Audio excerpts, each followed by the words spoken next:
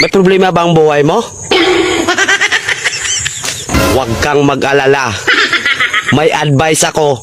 Pakinggan mo.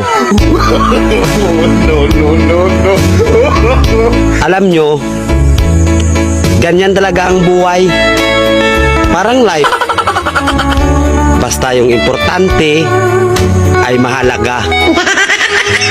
At kung saan ka masaya, dun ka happy.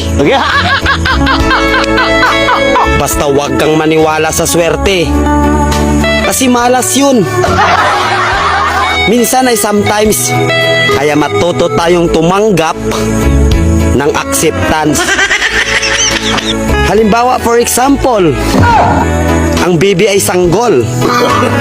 So kung di mo intindihin, you don't understand.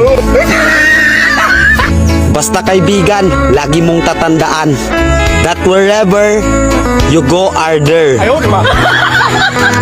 At the end of the day, ay gabi na.